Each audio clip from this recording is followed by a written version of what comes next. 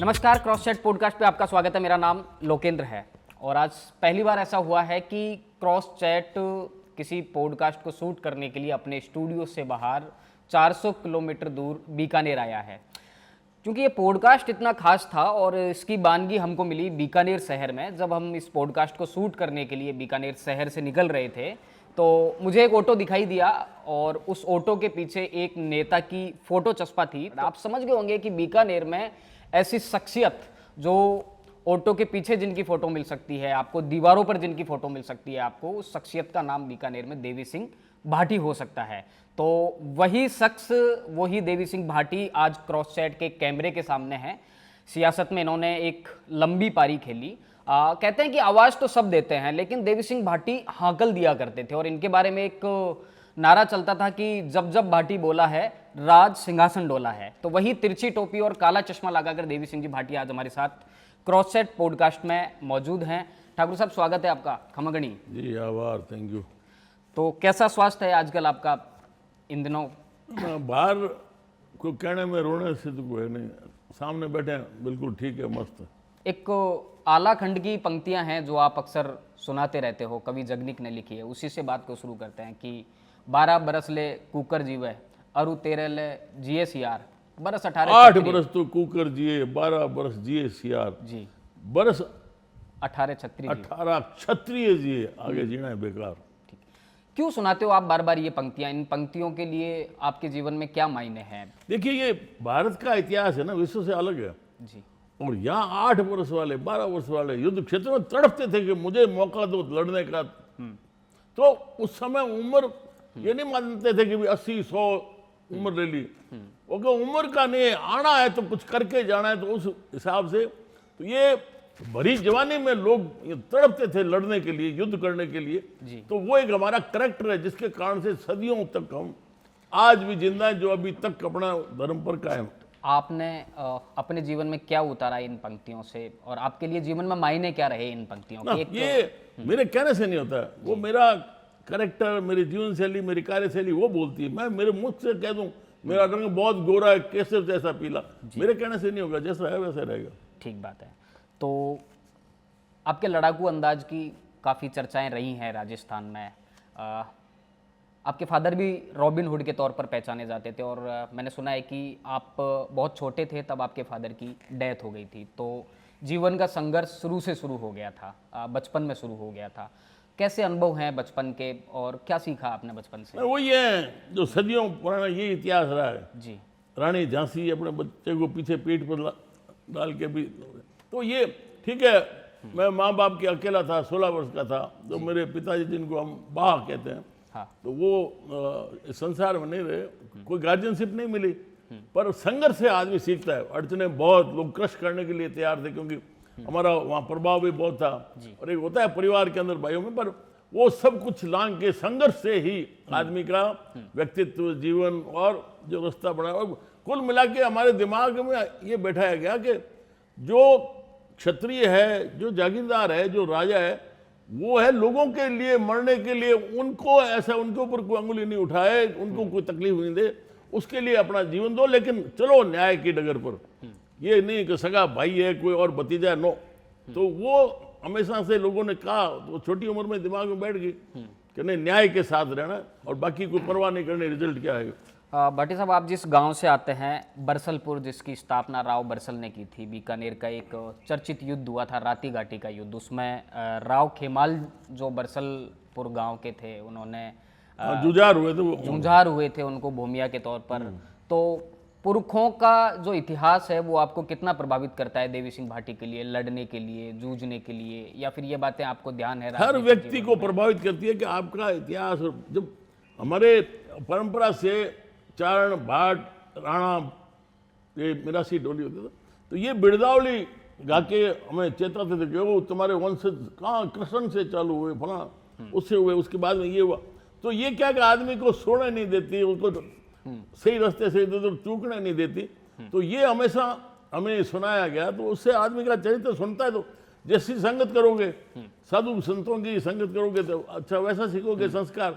और जहाँ ठेके दारू वाले के पास बैठोगे तो वो संस्कार पड़ेंगे। तो ये हमेशा ये रहा है कि हमारे परंपरागत जिस हिसाब से हमें चेताया गया, याद दिलाया गया कि आप कौन हो, किसकी औलाद हो, आपका क्या इतिहास है, कैसे आपको मेंटेन करना है, कैसे लोगों की रक्षा करनी है। जी। तो वो सारा रहा, तो वो आखिर दिमाग में संगत की आपने बात की, उसके बाद में आप डूंगर कॉलेज पढ़ने के लिए आए और छात्र राजनीति में आप छात्र संघ चुनाव तो नहीं लड़े, लेकिन मेरे रिसर्च के हिसाब से आप छात्र राजनीति में सक्रिय थे। कौन कौन दोस्त थे? एक आपके दोस्त का नाम एक हरिराम जाट करके थे, एसएफआई के स्टूडेंट लीडर थे, हाँ, याद आ रहा है आपको? हरिराम जी। हरिराम जी, जी। तो इन लोगों के आप साथ हुआ करते थे छात्र राजनीति में। कैसा माहौल था उस वक्त डूंगर कॉलेज का? और आपके बारे में एक किस्सा भी चलता है जो मुझे किसी पुराने छात्र नेता ने बताया कि आपका जो अंदाज राजनीति में देखा वो डूंगर कॉलेज में भी दिखाई देता था, और आप एक बार कभी मत पेटी लेके बाहर निकले थे छात्र संघ चुनाव। ऐसा नहीं है, मत पेटी वगैरह। ये तो खैर क्या है कि जब आदमी वहाँ रहता है तो कुछ बन जाते हैं किसे वगैरह। अब ठीक है, वो कहीं भी कोई चर्चा होती थी तो उसमें इन्वॉल्व होते थे जी। और ऐसा इशू चलते रहते थे, तो वहाँ से चलता। मेरे को समय कम मिलता था कॉलेज में, क्योंकि मेरी जिम्मेवारी आ गई थी, तो मुझे गाँव को संभालना, लोगों को संभालना। तो उसमें फिर मैं जितना भी हफ्ते में 4 दिन 5 दिन अगर आता था, कॉलेज आता था, लेकिन था तो सबसे इन्वॉल्व रहता और सबसे आगे रहते, कोई भी अन्याय बर्दाश्त करना नहीं। तो ये सिलसिला चलता रहा, उसी में साथ में पब्लिक लाइफ में भी रहे। कौन कौन थे आपके साथ उस वक्त कॉलेज में, जिनको अगर आप एक दो लोगों को याद कर पाओ जो बाद में लीडर बन गए या फिर कहीं राजनीति में सक्रिय? लीडर तो बने। देखिए, ये क्या है कि आजकल की जो राजनीति है, जो प्रजातंत्र तथाकथित, जी, तो जो यूनिवर्सिटी में प्रेसिडेंट रह गया तो वो नेता बन गया। तो वो उस प्रकार से लोग थे, पर ऐसा हमारे साथ नहीं थे कि कोई प्रेसिडेंट रहा हो और वो लीडर बन गया हो। हाँ, साथी थे हमारे, रूप सिंह कातर हो गया, जो भी थे, तो हम अपने जगह आगे रहते थे। जी। तो वो हमारा सिलसिला चलता। लीडरशिप तो ये तो खून में होती है, ये कोई कहने से, कोई ताबीज देने से लीडरशिप नहीं मिल जाती। ठीक बात है। उस वक्त ऐसा माना जाता था कि गांव का कोई लड़का अगर कॉलेज में पढ़ने के लिए आ गया तो वही बड़ी बात मानी जाती थी। आप तो एकदम बॉर्डर के गांव बरसलपुर से आए थे। डूंगर कॉलेज बहुत बड़ी कॉलेज थी, संभाग की सबसे बड़ी कॉलेज अब तक है। तो पढ़ाई लिखाई में आप अच्छे थे और कॉलेज तक का सफ़र तय किया था। उसके बाद में आपके पास में एक मौका था कि आपको एक अच्छी नौकरी मिल जाती, आप अधिकारी बन सकते थे, लेकिन आप गाँव लौटे, आपने सरपंच का इलेक्शन लड़ा। ना, नौकरी के लिए कभी था नहीं। एक दफ़े आर्मी के लिए जरूर मैंने ट्राई किया था। अच्छा। और कॉल भी आ गया था। फिर कुल मिला के आता कि यार फिर गांव कौन संभालेगा। मेरे कजिन थे जिसका रिटर्न में सिलेक्शन हो गया था थानेदारी में। अच्छा। तो हमारे रिश्तेदार थे मारवाड़ में, जोधपुर में, जो बाद में डीजी पोस्ट करा थे, डीजीपी सुल्तान सिंह जी आईजी। तो मैं वहाँ गया जयपुर, उनके भाई, बड़े भाई आए हुए थे गांव से, जो सगत सिंह जी, चोरडिया गांव के। तो कैसे आए हो सगत जी? तो मैंने कहा मेरा भाई है ये, अब इसके रिटर्न में पास हो गया, और कहीं इसके साथ अन्याय नहीं हो जाए। अच्छा। तो मुझे कहा यार सगा जी आप भी बन जाओ ना। मैं कहा मैं थानेदारों को जेब में रखता हूँ। तो मेंटलिटी शुरू से यही रहती थी, तो इसलिए नौकरी का कभी सोचा नहीं था। और किस किस को जेब में रखते थे आप राजनीति में? जेब में रखने का नहीं, तो बात आगे जब मैं चर्चा चलाई है। बाकी साथी सब है, हर राजनीतिक पार्टी के हमारे मित्रता है, सब है। आईजी साहब का जिक्र कर दिया आपने, सुल्तान सिंह जी आईजी। मैंने भी उनके बारे में काफी हाँ, खेत सिंह जी के बड़े भाई होते थे। खेत सिंह जी जो मिनिस्टर रहे काफी वर्षों तक, जी, उनके बड़े भाई थे। उनके बारे में कहते थे कि वो शेरगढ़ के लड़कों को पकड़ के पुलिस में भर्ती कर देते थे। नहीं, वो था उनके कारण से लोगों को कहते कुछ करो भाई, पढ़ो और कुछ करो।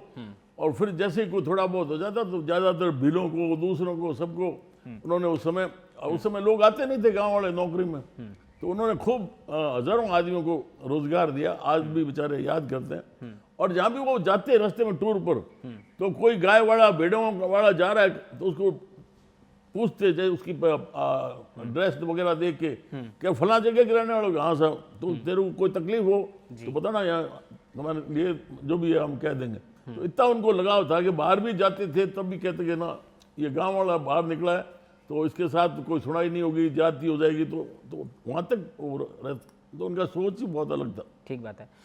सरपंच बनने का कैसे मन में आया आपके कि अब सरपंच? मैं सरपंच नहीं, मैं खेती करने चला गया। मेरे पिताजी के नाम से सरकार ने रोड रोल में 25 बीघा जमीन इरीगेटेड अलॉट की थी गंगानगर जैसर में। तो मैं वहाँ मेरी खेती करने लग गया। तो आना जाना रहता था। फिर गांव वाले सारे इकट्ठे होकर आगे कि साहब हम आपको सरपंच बनाएंगे निर्विरोध। मैं कहा यार मुझे नहीं बोलना, पर खैर ले गए और बन गए निर्विरोध सरपंच। जी और बन गए तो फिर क्या है कि उस उम्र वैसी होती है तो उसमें फिर भूत की तरह लगे। तो उस समय भैरव सिंह जी ने एक आखिरी पायदान पर जो रहता है उसके लिए अपने योजना चलाई, जिसके तहत हम काम करवाते थे। अंत्योदय का जो जिसका बिल्कुल अंत के करीब है उसको उदय करना। तो उसमें उन्होंने इतना काम दिया। हम सरपंच थे तो हमारी पंचायत भी बड़ होती थी उस समय, इतनी बड़ी बड़ी, मेरे ग्राम पंचायत में 24 गांव थे, हर जगह निर्माण कार्य। मतलब उस समय भैरव सिंह जी ने ऐसा किया कि हर घर में 5, 7, 10 बोरी गेहूं की, कभी कल्पना नहीं थी कि खेत में कभी इतना अनाज हो जाए। तो वो सारा उस समय किया तो मुझे शौक लग गया कि बस रात और दिन, मतलब होल टाइमर होके मैं उसमें लगा। और फिर एक हमारा मसला था, जो भारत में एक ही रियासत थी जैसलमेर, जिसमें कोई लिखित में रिकॉर्ड नहीं था। बाकी सभी स्टेट में अपना लिखित में था। तो स्टेट ने, नई सरकार ने मांगा कि आपका रेवेन्यू रिकॉर्ड वगैरह दो। हमारे पास कुछ नहीं, जमा नहीं जमा खाता। तो उस समय हमें खातेदारी से वंचित कर दिया बिकॉज ऑफ राजस्थान कैनाल आ रही थी। अच्छा, तो खातेदारी नहीं दी। तो हमने दुनिया में सबको मिल गई खातेदारी, हमें क्यों नहीं मिल पा रही है। तो उस समय हमने 78 में एक बहुत बड़ा आंदोलन किया। शहर वाले के, गांव वाले यहाँ क्या लेना है। अच्छा, और ये सोचते थे कि ना, गाँव वालों को तो जरूरत ही नहीं। तो करीबन 3000 आदमी ने, हमने 4 दिन यहाँ पर आम अनशन किया। 5 साथी थे हम। और फिर चलती विधानसभा, ऐसा कभी नहीं होता कि आप कोई बात रखो, मांग रखो तो पहले ये कहते हैं कि ना आप पीछे हटो, फिर टेबल पर बैठेंगे। चलती विधानसभा में अमेंडमेंट हुआ। रात को 12 बजे तत्कालीन वित्त मंत्री मानिक चंद जी सुराना अमेंडमेंट की कॉपी लेके आए जी। और तब हमने वो छोड़ा। तब लोग थोड़ा जानने लग गए, शहर वाले भी। और फिर मजाक में मैं ज़्यादा मेडिकल हॉस्टल के वहाँ साथियों के साथ आना जाना ज़्यादा रहता। तो उन्होंने कहा यार अपना नॉमिनेशन कराते हैं, अपने 3 बजे विड्रॉल है, वापस ले लेंगे। और मैं कहा मैं जानता नहीं, आधा शहर बीकानेर और ये देश रोंग और आसपास के इतने गाँव। खैर वो नॉमिनेशन भरा, लोगों ने उठाने नहीं दिया और वो मेरा पर्चा रह गया। और फिर जो भी है लाइटली लिया। फिर धीरे धीरे चुनाव में चले तो 2000 वोटों से, 1950 वोटों से MLA बन गई। और फिर तो मैं रात और दिन भूत की तरह लगा रहता था, ऑल टाइम। आपकी पहले टिकट मिलने की कहानी क्या है? 1962 में कोलायत सीट बनी, मानिक चंद जी सुराना पहले विधायक बने, फिर RK दास जी गुप्ता 67 में आपके ही सहयोगी, 77 में वो आपके ही सहयोगी थे किसी वक्त, बाद में उन्होंने पार्टी छोड़ दी। तो आपको जनता पार्टी का टिकट मिलना, मानिक चंद सुराना की का उनका दूसरी सीट पे शिफ्ट हो जाना, ये पूरी कहानी मानिक क्या चंद है? सुराना तो खैर पहले शिफ्ट हो गए थे जी, पर वो सवाल था कि तत्कालीन विधायक RK दास गुप्ता जी जनता पार्टी में थे जी, जो 19 महीने जेल में भी रखे आए थे। तो उन्होंने थोड़े दिनों में कह दिया कि मुझे तो पार्टियों पर कोई विश्वास नहीं है, इसलिए मैं तो पार्टी छोड़ता हूँ। अब परिस्थिति ऐसी बनी कि कोई टिकट लेने वाला नहीं था जनता पार्टी का कोलायत से। एक तरफ कांग्रेस में कांता खतुरिया और वो हो गए इंडिपेंडेंट अपने। तब मेरा नॉमिनेशन रह गया जनता में, किसी से टिकट मांगी ही ना दी। तो वो जबरदस्ती आ गई, आई अपन बन गए। तो तब से सिलसिला चलता रहा। फिर जनता दल हो गया। फिर आंदोलन इतने करते थे कि चंद्रशेखर जी, मेरे जो मैं राजनीतिक गुरु मानता हूँ, तो उन्होंने केरल से लेके दिल्ली तक पद यात्रा की थी कि देश को जाने नीचे क्या स्थिति है, पानी है, शिक्षा है, गरीबी है। तो फिर हमने भी 16 दिन पूरी कॉन्स्टिट्यूंसी में पैदल यात्रा। आपने? हाँ। अच्छा। तो उस समय का आज भी ये है कि बड़े नेता को जाके कहते हैं साहब हमारा कार्यक्रम है, आप आना। मुझे ये कुमाराम जी आर्य लोग, अपने कल्याण सिंह जी काली, मानिक चंद जी सुराना, ये कहते थे कि यार आपका कोई कार्यक्रम हो तो हमें भी बुलाना। तो फिर हमने यहाँ कोर्ट प्रेमिसेस कचहरी में वहाँ पहला सभा की थी।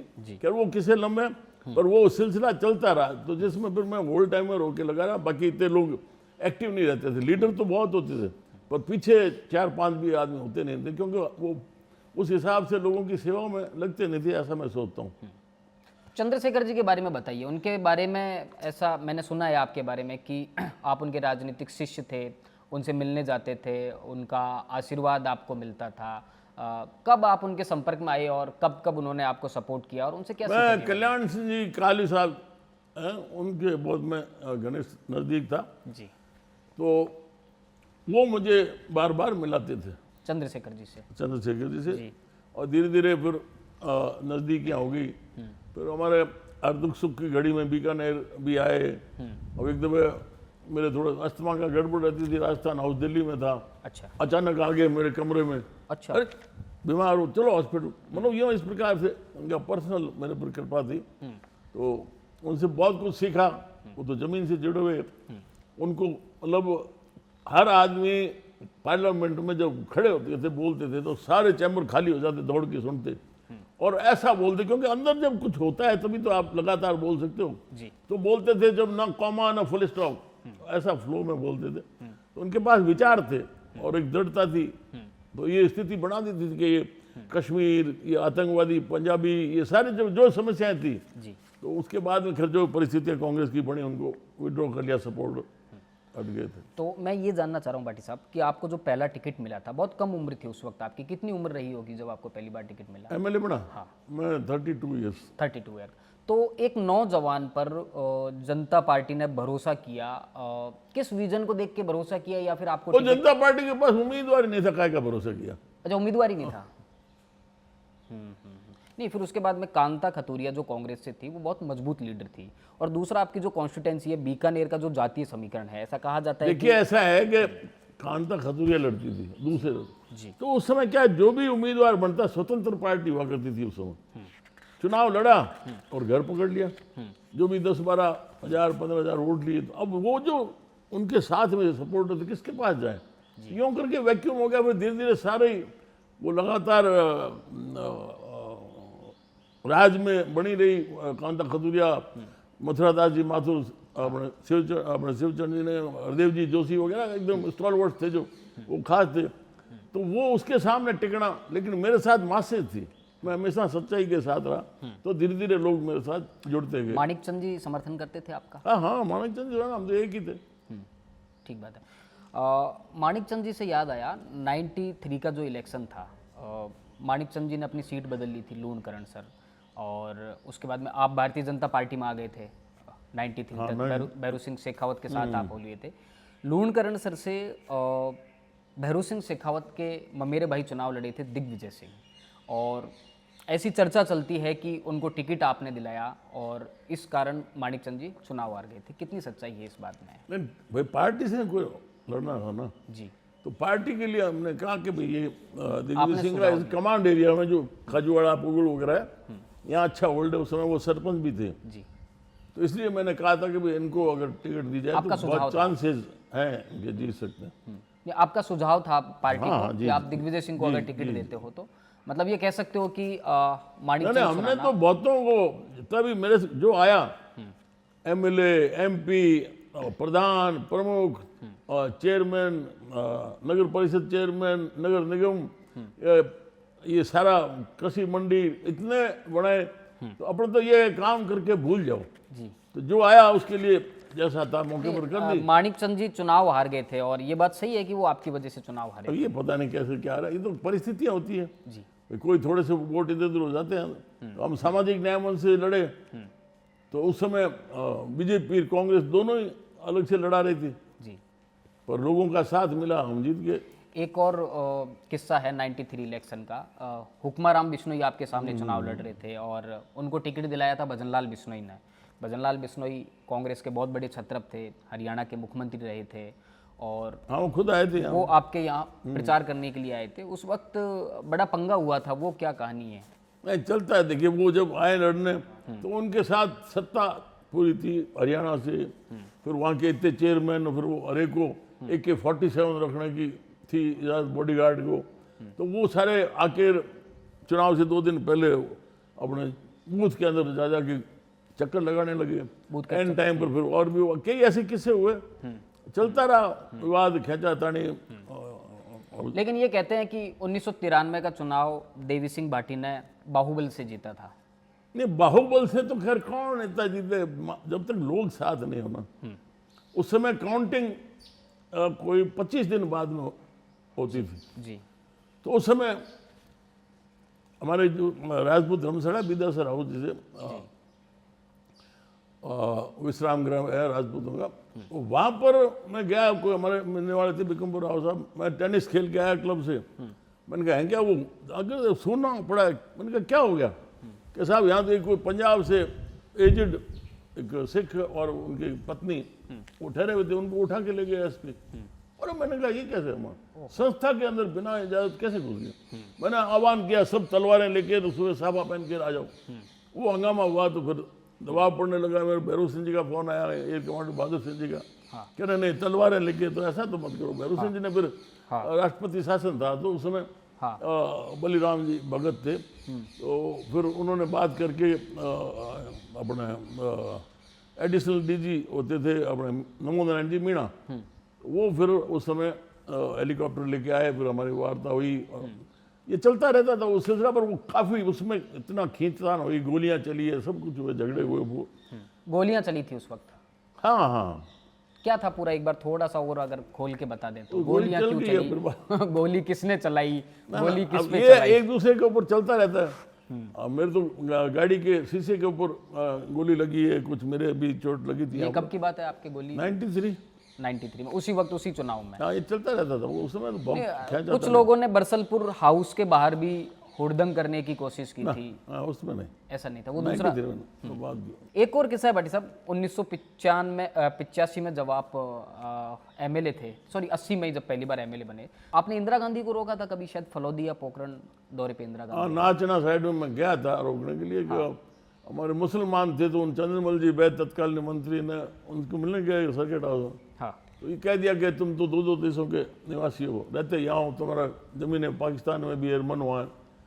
तो मुझे वो फतेह मोहम्मद नायक सियासत चौहान के, उन्होंने कहा कि साहब जब राज का ही विश्वास खत्म है तो हम अब पाकिस्तान जा रहे हैं। अरे मैंने कहा तो रुक, मुस्लिम समाज के लोगों तो ने कहा। ना ये इधर पुगल खाजवाड़ा साइड में, अच्छा, तो मैं कहा नहीं ऐसा तो रुको। तो फिर आगे चंद्रमल जी का दौरा था राजस्थान कैनाल का, IGNP उनके पास थी, तो वहाँ थोड़ी टकराहट हुई और फिर वहाँ मेरे खिलाफ मुकदमा भी हुआ ये सिलसिला। तो फिर मुझे पता लगा कि नाचना आ रही है इंदिरा गांधी। तो वहाँ मैं गया, मैं जवाब सवाल करूँगा। हाँ, वो इंटेलिजेंस वालों को पता लग गया तो वो मेरे साथ वालों को घेराबंदी करके धोखे में रख लिया। जैसे उन्होंने टेक ऑफ किया तब मुझे निकलने का चलो चलो, मैंने कहा वो तो गई, अब क्या, और क्या चलता रहता है। तो उस मामले में मुकदमा हुआ था आपके ऊपर? ना ठीक बात है। कुछ एक्ट हुआ ही नहीं, हम पहुंचे उससे पहले टेक ऑफ हो गया। एक और किस्सा है कि 1985 में जब आप दूसरी बार विधायक बने थे तो बीकानेर की एक दलित महिला के साथ में रेप की घटना हो गई थी। आप तख्ती लेके घूमे थे कि मुख्यमंत्री की बेटी के साथ में रेप हो गया। क्या है, शिवचंद जी माथुर होते थे मुख्यमंत्री जी, और यहाँ हमारे पूरा एक आर्मी का डिवीजन एक्साइज के लिए पूरे बीकानेर में गाँव में सब जगह फैला हुआ था। तो यहाँ खारा गांव है, तो एक महिला के साथ 7 जवानों ने गैंग रेप किया। तो विधानसभा चल रही थी, मैंने एडजॉर्नमेंट मोशन दिया, व्यवस्था है कि राज्य सरकार को जानकारी के लिए भेजे, जानकारी प्राप्त होने पर व्यवस्था दी जाएगी। उसके 2 दिन बाद में आर्मी एरिया में मंजू नाम की एक वाल्मीकि महिला थी, सफाई करने गई, तो वहाँ भी उसका रेप करके मर्डर करके उसको बोरी में डाल के नाले में फेंक दिया। जी, तब हंगामा हुआ। फिर एक कमांडर बहादुर सिंह ने कहा कर क्या रहे हो? मैंने कहा करूँ क्या यार, यहाँ तो व्यवस्था हुई है लिखित में दो। हाँ, तो फिर रात को मेरे पैक वैक लगाए हुए थे, सुबह मैं बैठ गया टुंटी के नीचे, मैंने कहा ये क्या करें। तो आया कि भाई सीधा राजा को हिट करो। तब मैंने एक तख्ती लगा के और मैं गया 7 मार्च को बीकानेर में मुख्यमंत्री की बेटी मंजू के साथ बलात्कार व हत्या, वो ले जाके मैं गया तो हंगामा खड़ा हो गया, क्योंकि होता है राज के साथ मेरे सारे खड़े हो गए, सदस्यता खत्म कर दो, ये कर दो, मुर्गा बना दो, गोली मार दो। एडजॉर्न हो गया हाउस। फिर भैरव सिंह जी ने मुझे कहा कि अब आप बैठो मेरे चैम्बर में, आप उधर मत आना। हाँ, दिन भर बहस चली, पूरे दिन वही एक इशू था। जी, फिर आया ये कि अब सदस्यता खत्म कर दो। पूनम चंद जी बिश्नोई हमारे स्पीकर थे, जी, उन्होंने कहा कि एक मसला उठाया, इसका तरीका है यार, अब क्या करे, फौज से कौन कौन लड़ रहे। ये आपने उसमें तर्क दिया था कि राजस्थान की सभी बेटियां हाँ हाँ, तो आगे मुख्यमंत्री तो की वो बेटी बात है। तो उन्होंने कहा कि ऐसा क्या गलत कह दिया भाई, ये जो जितने भी अब मुख्यमंत्री जो बनता है तो राजा का रूप होता है, बाकी उनकी सब संतान है। तो पर खैर हुआ कि फिर हरदेव जी जोशी ने भी समझाया कि आज तुम अगर सदस्यता खत्म करोगे तो जनता वापस हीरो बना के तुम्हारी छाती पर बैठा देगी। पर वो मुझे 7 दिन का सस्पेंशन हुआ, उसके बाद में जनता खड़ी होगी यहाँ बीकानेर। और अब जो आर्मी की गाड़ी दिखे शहर में, कहीं दे पत्थर, आर्मी को गायब कर दिया सड़कों से। जी, तब उनका चंडीगढ़ से जीओ से इंचार्ज आया, अधिकारियों की बैठक लेके दोबारा ऐसी कोई घटना होगी तो सबको पैदल रूट मार्च कराऊंगा वहाँ चंडीगढ़ तक। वो दिन है, आज का दिन है, कभी भी घटना नहीं हुई। कहते हैं कि उस घटना ने आपको सुर्खियों में ला दिया, आपकी अच्छी ना पहचान। सुर्खियों में तो अब हमेशा ही रहे। जी जो बोलेगा, जो त्याग करेगा, लड़ेगा, लोगों के लिए मरेगा, तो वो रहेंगे चर्चा में। जो कमरे में बैठ जाए, रजाई ओढ़ के सो जाए, उसकी क्या चर्चा नहीं, होगी? आपकी सुर्खियां तो काफ़ी चर्चित हैं। जब आप मंत्री थे तो एक आईएएस अधिकारी थे, उनके आपने थप्पड़ मार चलता दिया रहता है, वो आरोप प्रत्यारोप ये चलते रहते हैं। क्या हुआ था उस पूरे मामले में? क्या कुछ नहीं, जो था वो बीत चुका एक सपना है, तो चलता रहता है ये सिलसिले। जी हाँ, ये जरूर है कि मैं 90 में जब पशुपालन मंत्री बना तो हमारे यहाँ पत्रकार होते थे, सुबू पटवा, बहुत होशियार, समझदार और ज्ञान भी था, अखबार भी अपना निकालते थे। तो उन्होंने पूछा कि भाई भाटी साहब, आप पहले तो एमएलए थे, हाँ। अधिकारियों के साथ धक्का पेली कर लेते थे, अब कैसे करोगे, जिम्मेवारी के पद पर आ गए? तो मैंने कहा अब आंख के इशारे से करेंगे। तो तब से आंख के इशारे से नहीं, काम ये बात तो चलती थी कि जब आप मंत्री थे तो ना आप कानून मानते थे, ना कोई नियम मानते अरे नहीं, कैसा कानून नहीं, थे। देवी सिंह भाटी का खुद का कानून चलता। ना ऐसा नहीं। तो ठीक है, बातें जब चलती है तो कुछ जुड़ जाती है ऐसे। नहीं, मैं ये जानना चाह रहा हूँ भाटी साहब की जो देवी सिंह भाटी के जिस कानून की बात होती थी, वो कानून क्या था? ना कानून की क्या समझ, देखिए ये कानून से व्यवस्थाएं नहीं चलती। आप एक बात मोटे तौर पर समझ लो, जी दुनिया में ये अचानक प्रजातंत्र कहाँ से आया? जी पाश्चात्य देशों ने, यूरोपियन देशों को लूटा, भारत को लूटा, औरों को लूटा, लूट कर वहाँ संपन्नता आ गई। उसके बाद उद्योग लगाने शुरू कर दिए, उद्योग में फिर उद्योगपति हो गए। साहब ये तो एक टाइम है, राजा बैठे हैं, कल को हमारा सफाया कर देंगे। तो लोगों को जो लेबर लीडर होते थे उनमें चुन चुन के विरोध कराया राजाओं का, और वो राजतंत्र खत्म कर दिया। अब प्रजातंत्र का क्या उदाहरण? हमारा पहले गांव में, भारत में ये होता था कि जो भी इशू है गांव का, आम सहमति से करो। और प्रजातंत्र क्या कहता है? जिसके साथ बहुमत हो वो कुर्सी कलम और फैसला उसके पक्ष में हो। हर गांव में जहां सब मिलके रहते थे, हर गांव में आज 2-2 पार्टी कर दी, एक इस तरफ है, मतलब ये सबसे पहला। और फिर कौन लड़े, कौन बने? जिसके पास पैसा हो, सरपंच बनेगा, प्रधान बनेगा, प्रमुख एमएलए एमपी बनेगा, करोड़ों रुपए खर्च करो। ये कैसी व्यवस्था है? और न्याय मिल सकता है कोई? भाई आज कोर्ट बोल रहे हैं ना, कितने वर्षों से उसका इशू है, जो आज उसको तकलीफ है। वो 25 साल मैंने एक एसपी के खिलाफ मानहानि का दावा कर दिया जी। अब 32 साल बाद में फैसला आया, पहले मुंसिफ कोर्ट का, फिर वो अपील में चले गए। तो इस व्यवस्था से उम्मीद रखना बूढ़े लोग हैं। जब तक ये प्रजातंत्र है, कभी लोगों को न्याय नहीं मिल सकता। समाज का जहां रोल था, और समाज जहां इन्वॉल्व थोड़ा बहुत आज है, वहां तालाब किसने खोदे? समाज ने। किसी का कैचमेंट पायतन आगुर, मजाले कोई गंदा कर दे, मजाले कोई एक पेड़ काट ले बिना गांव की इजाजत के, मजाले कोई शिकार कर ले, मजाले कोई बुजुर्ग को गाली दे दे, जीना आराम हो जाता। एक घटना हुई निर्भया की दिल्ली में, जी पूरा देश खड़ा हो गया, सख्त कानून बना दिया, एक सुई की नोक जितना फर्क पड़ा। लेकिन पहले बड़े बड़े गांवों में 20-20, 25-25 लोग कंवारे मर जाते थे, शादी नहीं होती थी, मजाले कोई एक घटना हो जाए। तो ये समाज के माध्यम से हो सकता है। ये जो हम उम्मीद करें ना इस प्रजातंत्र से, बहुत बूढ़े लोग हैं, उसमें चल रहा है। लूटने वाले लूट रहे हैं, खबरें आती है रोज, आज इतने अरबपति, इतनी संख्या बढ़ गई, इतनी संख्या बढ़ गई। ये क्या छापा खाना क्या है ये? उसी प्रजातंत्र में आप संघर्ष करके आगे बढ़े, आप मंत्री बने, इतने बड़े नेता बने, तो फिर प्रजातंत्र अरे तो मैं अगर लड़ूंगा नहीं, बोलूंगा नहीं, मैं कोने में बैठ जाऊंगा, तो फिर कौन बात करेगा ये प्रजातंत्र की, समाज की? मैं रह के नहीं कर सकता हूं ना। तो इसलिए मैं रखता हूं मैं हर जगह अपनी बात। हमारी गौचर खत्म कर दी, हमारे चारागाह सारे कब्जे हो गए।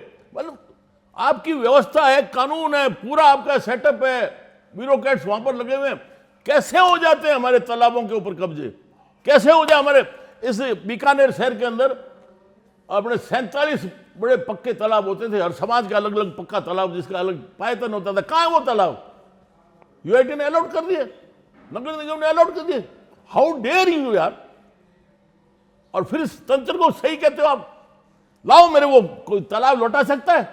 हर शहर के अंदर, जोधपुर जाओ, उदयपुर जाओ, कोटा जाओ, सब जगह तालाब गायब, कैचमेंट। अब जिस दिन प्यासे मरेंगे, लाइट का संकट होगा, आप कुएं के अंदर लोटा नहीं डाल सकोगे, क्यों? उसके अंदर तो मशीन फंसा दी। बाकी आपके पास कोई ऑल्टरनेट साधन नहीं।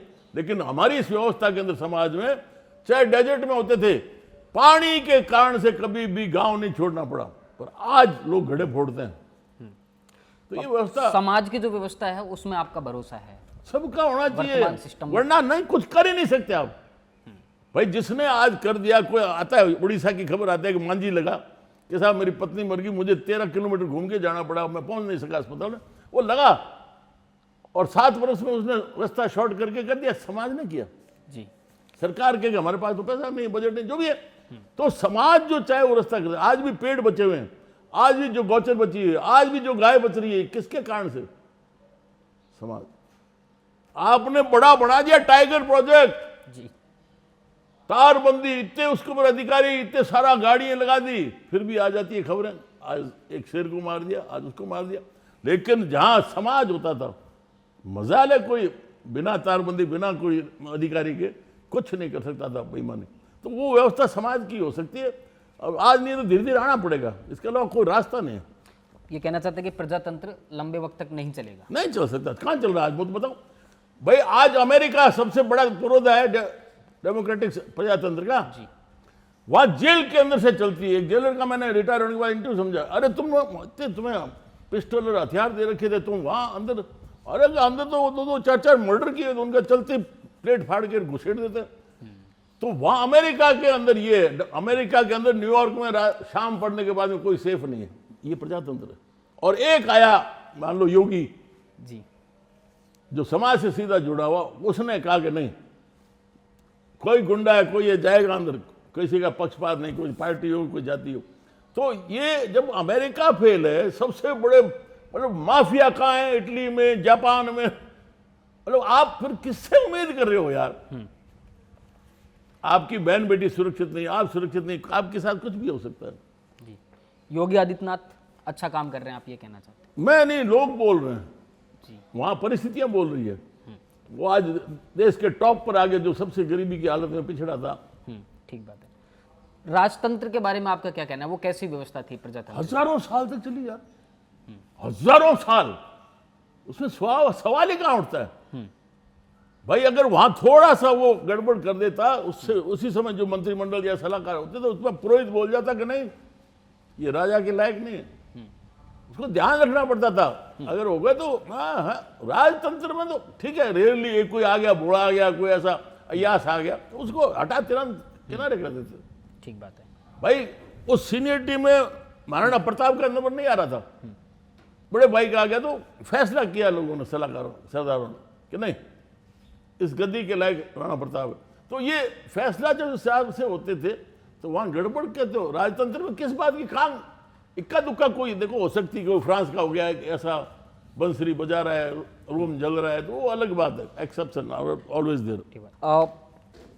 पहली बार मंत्री कैसे बने आप? मैंने एक बात सुनी है कि चंद्रशेखर जी का फोन आया था। हाँ, चंद्रशेखर जी का फोन कारी साहब ने कहा, और उस समय देवीलाल जी थे, उसमें जनता दल में, राम मनोहर लोहिया में हॉस्पिटलाइज थे वो, और उनको चंद्रशेखर जी को कानपुर जाना था जी। गाड़ी का टाइम था, लेकिन फिर भी मुझे साथ लगे राम मनोहर लोहिया में। देवीलाल जी को कहा कि भाटी जी का नाम लिख लेना मंत्रिमंडल में। ठीक है। ऐसा कहते हैं कि चंद्रशेखर जी काली साहब की वजह से भैरू सिंह शेखावत की जो सरकार शपथ लेने वाली थी, मंत्रियों की लिस्ट भेजी 93 राजभवन, उसमें आपका नाम नहीं था और अचानक से आपका नाम ऐड हो गया था। और लोगों के नाम नहीं थे, वो मैंने जुड़वाए। कौन कौन? जिनको अब मैं हम नाम क्या लूँ, तो वो मैं बोल चुका हूँ, विधानसभा में बोल लिया था, भास्कर में पूरा। एक बार बता दीजिए हमारे कैमरे पे, कौन किन किन को आपने मंत्री बनवाया? ना ये गिनाते नहीं, गिनाना अच्छी बात नहीं, लोग जानते हैं। वो रहे कोई नहीं, दिल के फफोले जल उठे सीने की आग से, इस घर को आग लग गई घर के चिराग से, जिसको बनाया को योग ऐसा ही है। सब मेरे उल्टे चलते हैं। चलो भाई, उनका काम है, मुझे थोड़ी कहेंगे, उनको कहेंगे लोग। कौन कौन थे आपके घर के चिराग? ना दुनिया जानती है, नाम नहीं गिनाता हूँ। ठीक है। आप ही के साथ में एक और मंत्री बने थे, संसदीय सचिव, आप राज्य मंत्री बने थे, और राजेंद्र राठौड़ जो जनता पार्टी से आए थे, वो भी आपके साथ पहली बार मंत्री बने, संसदीय सचिव बनाए गए थे। उस वक्त तो ये बात चलती थी कि देवी सिंह भाटी और राजेंद्र राठौड़, इन दोनों की पक्की वाली जोड़ी है, और राजपूत लीडरशिप में इनको आक्रामक युवा नेता के तौर पर देखा जाता था। मैंने एक बात ये भी सुनी है कि जब राजेंद्र राठौड़ बनी पार्क से चुनाव हार गए तो आपने उनको गाइड किया कि आप चूरू चले जाओ, ये सारी आई हुई है। लेकिन फिर बाद में आप दोनों के भास्कर जो में सारी रिश्ते बातें हैं- आई हुई है, हमने सलाह भी दी, क्योंकि आप राजस्थान यूनिवर्सिटी के प्रेसिडेंट रहे हो, यहाँ सब लोग जानते हैं, बनी पार्क से खड़े हो गए और जमानत भी शायद नहीं बची थी, तो मैंने कहा जहाँ गांव है वहाँ पढ़ा। तो उन्होंने कहा गांव कभी मैंने देखा नहीं, तो ये तो और ही बुरी बात है, आपकी जन्मभूमि को ही नहीं देखा। तो वो आप गए वहाँ पर, उनको जज गई, वो रात को ही निकल गए, सुबह जाके किराए का मकान ले लिया और फिर जैसे ही एक दफे हार गए क्योंकि वापस उल्टा बोलना शुरू कर दिया, हमीदा बेगम थी आगे। जी तो फिर मैंने समझाया, मैं कहा नहीं, ये राजनीति जोड़ने का काम है, काटोगे मारोगे किसको, रावण कंस कई होके जब चले गए। तो उस हिसाब से वो फिर लगातार अपने हिसाब से जुड़ते रहे, लगातार विधायक रहे, साथ भी रहे, फिर अलग भी रहे। हाँ ये तो चलता रहता है। नहीं, आप जिन चरागों की चर्चा कर रहे हो कहीं इशारा उधर ही तो नहीं है? नहीं अपने जिसका जो है सब लोगों को पता है, मेरे मुख से मैं नहीं कहता जी कि ये बुरा है, ये नहीं। ठीक बात, अपना काम है भला करना, अपना काम है किसी को सहयोग करके आगे बढ़ाना, ठीक बात है, फिर अगला सोचे। ठीक बात है। और भाटी साहब, बात यूँ है कि आपका जो तरीका है, आपका जो अंदाज है, उसकी वजह से आपको बहुत बार नुकसान हुआ, आपको बड़े राजनीतिक नुकसान उठाने पड़े। उन्हीं में से एक था जो मंत्री पद से आपका इस्तीफा हुआ। उसके बाद में आपने एक रैली की बीकानेर में भैरू सिंह शेखावत के खिलाफ, उसमें तो नहीं थी, चलो की थी रैली, पर ये चलता रहता है जी ये, अगर जीवन में नहीं होगा छोड़ना बात के ऊपर जी और अड़ना सही बात पर, जैसा मैं सोचता हूँ, तो उसमें ये नुकसान और नफा नहीं देखते इन बातों में, ये तो चलता रहता है। अब हम किनारे हमें कर भी दिया कई लोगों ने, कर दिया, तो फिर भी हमारे तो वो सोच है कभी न कभी तो जूता फटेगा मेरी जान का, वाह तब वो जरूर पूछेगी पता मेरी दुकान का, वाह वाह, इसी उम्मीद में चमार बने बैठे। अरे वाह सर, आप बात को बहुत इंटरेस्टिंग मोड पे लेके जा रहे हो, क्योंकि आप जो ये शायरी सुना रहे हो, अभी मैं बात कर रहा हूँ कि जो आपका मंत्री पद से इस्तीफा हुआ, उसके बाद में आपने भैरू सिंह शेखावत के खिलाफ में एक रैली की, उसमें नारा दिया ना गया। शेखावत के खिलाफ नहीं, अच्छा एक ये था कि भाई मैं इरिगेशन मिनिस्टर था जी, और मैं था कि मुझे जिम्मेवारी दी है तो मुझे पूरे राजस्थान की जिम्मेवारी दी है, ये नहीं सिर्फ बीकानेर की। तो मैं बांसवाड़ा, डूंगरपुर, धौलपुर, करौली, सवाई माधोपुर वगैरह यहाँ भी मैं 4-4, 5-5 बार गया हूँ, बांधों के ऊपर बैठ के वहाँ से मैंने सारा कुछ किया है। गंगानगर तो यूँ मैंने छान लिया एकदम, और किसान की वो सम्मान दिलाया अधिकारियों के सामने। तो उस कारण से पहली बार बीजेपी का MP बना मेरा सुपुत्र स्वर्गीय महेंद्र सिंह भाटी। तो वो मेरी कार्यशैली थी, और आज भी वो लगातार मेरे संपर्क में है गंगानगर वाले। तो ये मैं हर जगह घूमता था, मुझे जिम्मेदारी में रात और दिन में एक। अगली बात तो ज़्यादा इंटरेस्टिंग है, क्योंकि आपने अभी जो शेर सुनाया कि कभी तो जूता फटेगा मेरी जान का, उस रैली में लोकेंद्र सिंह कालवी शामिल हुए थे, और लोकेंद्र सिंह कालवी ने आपको भाला भेंट किया था। लोकेंद्र सिंह कालवी भी ये शायरी सुनाया करते थे, कभी तो जूता फटेगा मेरी जान का। और उसके बाद में आप दोनों की जो जोड़ी थी, जो जोड़ी आपकी राजेंद्र राठौड़ के साथ बनी थी, वहाँ राजेंद्र राठौड़ ड्रॉप होकर लोकेंद्र सिंह कालवी के साथ में आपकी जो अगली पॉलिटिकल अंडरस्टैंडिंग बनती है, वहाँ से वजूद में आता है सामाजिक न्याय मंच। लोकेंद्र सिंह कालवी के बारे में बताइए, वो कल्याण सिंह कालवी। अरे हम नहीं होते तो हमारे दोनों की जोड़ी थी, उसके साथ दूसरे बार हमारे साथ करण सिंह उचाड़ा और लोग भी काफ़ी थे जी। राजेंद्र राठौड़ कभी हमारे साथ नहीं थे, क्यों उसमें लड़ना त्याग, मुझे फिर MLA से पार्टी छोड़नी पड़ी, और पार्टी छोड़ी और संघर्ष करते रहे। मुश्किल था संघर्ष व्यवस्था के खिलाफ। संविधान में प्रावधान नहीं है कि आर्थिक आधार पर आप किसी को आरक्षण दे दो, लेकिन वो संघर्ष चलते चलते अब रिजल्ट दिया, उसकी लंबी कहानी कथा है जी। अब आज 10% जो आर्थिक रूप से पिछड़े हैं उनको आरक्षण दिया गया। तो वो एक लड़ाई लड़ी, उसमें पूरा हमने राजस्थान को जोड़ा, और सारे संपर्क में अपने खर्चे से लोग आते थे। सभा 5,000 से शुरू हुई, 50,000, बीकानेर में लाख लाख। 25 मई की धूप में स्टेडियम में औरतें महिलाएं बैठी है बिना पानी के, और पूरा वो 5 घंटे मीटिंग चली है। तो वो एक जज्बा अलग था, और उसके कारण से सारा हुआ। सीकर में एक राव शेखा जी की मूर्ति तोड़ दी। कोई होते हैं ऐसे लोग, मार्ग की सड़क के ऊपर बनी हुई थी, लोगों ने कहा कि पूरे राजस्थान में घूमो 1 महीने। अरे मैंने कहा नाक आज कट गई है, उसमें खून पड़ रहा है, इसमें पस पड़ेगा, रस्सी आएगी और इसमें कीड़े पड़ेंगे, नाक तो नहीं बचनी है। मगर 2 दिन में पूरे राजस्थान में चक्का जाऊँ। अमर कारी साहब दोनों थे। हाँ। और उस समय मोबाइल नहीं था, लेकिन लैंडलाइन से हमने संपर्क करके 2 दिन में पूरे राजस्थान में चक्का जाम, कहीं 2 घंटे की, 5 घंटे की, आधा घंटा के, पूरे दिन 2 दिन में 3 दिन में CB शर्मा उस समय थे IG, वो आके वहाँ कैंप लगाया और तीसरे दिन मुलजिमों को पकड़ लिया। तो एक ताकत बनी थी सच्चाई की बात के ऊपर। तो काली साहब और हम हमेशा साथ रहे।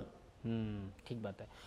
जब आप सिंचाई मंत्री थे तब आपने काम खूब करवाए थे लोगों के, नहरों के लिए आपने अच्छा काम किया, गौशालाओं के लिए आपने अच्छा काम किया। नई नहरों का खूब काम करा, जहाँ जरूरत थी पानी की सेविंग नहीं बताते थे, वहाँ भी मैंने अधिकारियों से करके।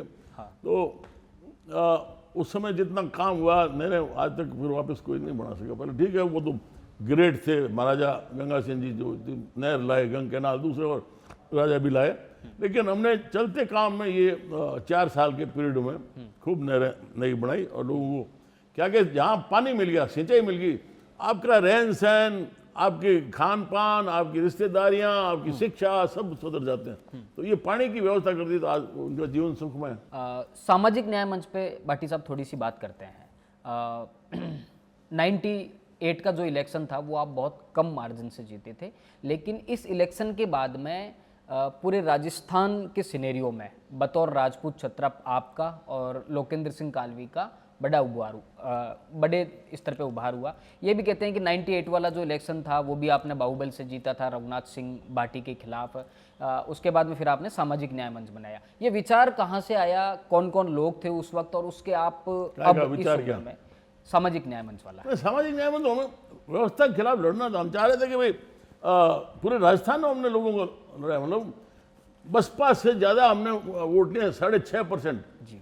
भजन लाल जी शर्मा जो आज मुख्यमंत्री हैं, भरतपुर से चुनाव लड़े सामाजिक न्याय से, आपके कार्यकर्ता। हाँ, और ये जोगाराम जी पटेल हमारे जीते हुए घोषित हो गए, लेकिन गड़बड़ कर दी थी, जैसा भी था उस समय रह गए। अब दोबारा MLA मंत्री बने लोग ने, ऐसे बहुत थे, बहुत से बने, सिंह राठौड़, सांग सिंह भाटी, जैसलमेर, सामाजिक न्याय मंच से निकले। तो वो हम एक उस प्रकार का संगठन खड़ा करना चाहते जो संघर्ष करे। और उस समय एक हमें जोधपुर दरबार वर्तमान में महाराज गज सिंह जी ने बुलाया था कर्ण सिंह चारडा में, कि ये क्या है, आपको आरक्षण मिल जाएगा? मैंने कहा साहब सामने शीशे में तो नहीं दिखा देता कि 14 तारीख को मिल जाएगा, लेकिन संघर्ष ये है कि भाई आप शुरू में राजा महाराजा सब जगह MP MLA इवन जिला प्रमुख तक आप बन जाते। अब लोगों का काम पड़ता, किसी का रास्ते का, किसी के साथ जाति होगी, तो आपके पास आते तो वो ये अंदाता कि ये महाराजा साहब के लायक नहीं। तो वो बेचारा अन्याय बर्दाश्त करके तो उसके अंदर हीन भावना घुस गई। हमारा सामाजिक न्याय मंच बन गया जब से आया हुक्म, उसके बाद में नई लीडरशिप हर जगह हमने जिला और मंडल तक अलग अलग बच्चों को बनाया, जो सबको साथ 36 कौम साथ लेके चल सके, एक जगह पर बैठा है। उससे नई लीडरशिप मैंने कहा तैयार हुई है। और अब तो तूफान है, वो न्याय की लड़ाई में प्रधानमंत्री की सभा अटल बिहारी वाजपेयी की जयपुर वो इलाके छोड़ दी थी। तो इसलिए नई लीडरशिप तैयार हो रही है, इससे बड़ा कोई काम हो नहीं सकता। और ऐसा उनके अंदर स्वाभिमान और उसके साथ में आत्मविश्वास जो कमी हो गई थी वो आया है। ओहो, ये तो बहुत बड़ा काम हो रहा है, मतलब हो रहा है जो। भजन लाल शर्मा राजस्थान के अभी मुख्यमंत्री हैं। 2003 में सामाजिक न्याय मंच की टिकट में नदबई से चुनाव लड़े थे, हार गए, वो एक अलग बात है। आप इसे सामाजिक न्याय मंच की कितनी बड़ी सफलता मानते हैं कि आपकी पार्टी का एक कार्यकर्ता चुनाव लड़ा, उसके बाद में 20 साल बाद वो राजस्थान का मुख्यमंत्री बन गया? क्या आप इसको कितनी बड़ी सफलता मानते हैं? नहीं, ये हमारा काम था सामाजिक न्याय मंच को बल देना, जी, नई लीडरशिप तैयार करना। इतना भूभाग बड़ा राजस्थान का, तो वहाँ उसमें चल रहा था, हम तो ट्रायल पर थे जी। तो उस समय सबने अपना अपना जितना भी था खड़े हुए और अपना चला साथ में। उसी वक्त अमरूदों के बाग में एक रैली हुई थी। हाँ, वो तो साजिश रच के हमारे इस आंदोलन को फेल करने के लिए हुई थी। उसमें हमारे से भूल हुई कि हम नहीं कह सके कि ये हमारे पक्ष में नहीं, हमारे खिलाफ है। इस सामाजिक न्याय मंच को खत्म करने के लिए क्षत्रिय संघ ने वो रैली की थी। हाँ, वो क्या प्रताप फाउंडेशन, ठीक बात है। क्या है वो पूरा, एक बार अगर क्या पता है उनके लिए? तो नहीं, वो लोगों के सामने आ गया, हमारे नाम से लोगों को बुलाएगा, लोग पूछते हैं कि वो आ रहे हैं क्या, काली साहब और देवी सिंह भाटी का? ओ बिल्कुल, उन्हीं की वजह से हमारा कहीं आता पता भी नहीं था। फिर हम गए भी जबरदस्ती, तो चलो धक्का मुक्की जैसा हुआ। पर कुल मिला के वो हमारे उस सामाजिक न्याय मंच के क्या ऐसी कोई कोशिश थी कि राजपूत समाज और जो सवर्ण जातियां थी वो देवी सिंह भाटी और लोकेंद्र सिंह कालवी के नाम पर लामबंद हो रही थी, लेकिन भारतीय जनता पार्टी ने वो पूरी, ऐसा कहा जाता है कि भारतीय जनता सब मिल पार्टी गए के स्टेज के ऊपर, सब थे नेताओं वहाँ, ने, कांग्रेसी, प्रेम सिंह बीजेपी, बाजोर थे, सारे थे राजेंद्र वहाँ, राठौड़ थे, सारे प्रताप थे। सिंह वो खाचरियावास चाह रहे थे थे। कि ये कहाँ से आ गए, जी हम इतने वर्षों से पार्टी में संघर्ष कर रहे हैं और ये निकल के आगे जिनके साथ में हजारों लोग जुड़ रहे हैं, अपने खर्चे से आते हैं गाड़ियां लेकर अपना, तो उनको लगा कि ये तो हमारी लीडरशिप खत्म कर देंगे, राजनीति खत्म कर देंगे। हाँ। तब वो सारे एक जगह इकट्ठे हो गए। हाँ। उन्होंने जो किया उससे क्या फर्क वो पड़ा? सामाजिक न्याय मंच को कमजोर करने के लिए की गई थी, और आपका क्या ये कहना है? सामने था। एक और इंटरेस्टिंग बात है, थोड़ा पीछे चलते हैं। महेंद्र सिंह भाटी वाला जो लोकसभा का चुनाव था, बीकानेर जो संसदीय सीट है, यहाँ के जो समीकरण है कि पहले महाराजा करणी सिंह यहाँ से वो लगातार सारे थे सांसद पहले, रहे पर थे। मैंने बताया ना वो मैं उसमें बहुत बड़ा रोल है, मैं सिंचाई मंत्री था और उस कारण से ज़्यादा गंगानगर, पीड़ी बंगा, ये सारा रायसी नगर एरिया, ये सारे अनूपगढ़ वगैरह होते थे।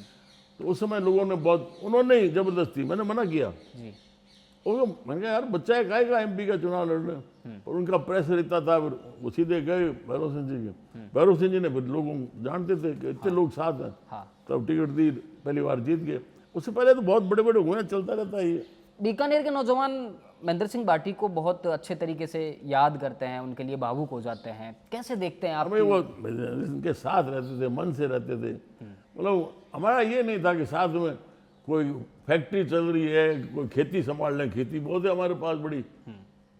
हमारी प्रायोरिटी थी लोगों की, तो उसके साथ घुलना मिलना, उसके लिए जो भी परेशान है उसके लिए जी जान से लग जाते। तो ये एक अगले को महसूस होता है, भाई नीडी पर्सन है, वो क्या चाहता है कि आप मेरे संकट में मुझे कोई साथ दे। तो ये हमेशा उसका रहता था, और 24 घंटे लोगों के बीच में रहना। महेंद्र सिंह भाटी जब सांसद थे तो भारत की संसद ने 2 नौजवान सांसदों को विदेश यात्रा के लिए भेजा था। उनमें एक थे राजीव प्रताप रूडी और एक थे महेंद्र सिंह भाटी। उसके बाद ये दोनों दोस्त बन गए। राजीव प्रताप रूडी आज भी महेंद्र सिंह भाटी को याद करते हैं, और मैंने ये सुना है कि वो आज भी जो पार्लियामेंट में भी दोस्ती बोले है महेंद्र सिंह भाटी से, जो उनकी दोस्ती थी, वो उसको आज भी निभाते हैं। अब बतौर दोस्त आपसे भी उनकी बातचीत है, आपका सपोर्ट भी करते हैं। कैसे रिश्ते हैं राजीव प्रताप रूडी से? हम अच्छे रिश्ते होते हैं हमारे घर परिवार में। कोई भी फंक्शन वगैरह होता है तो बराबर हम दिल्ली जाते हैं, मिलते हैं।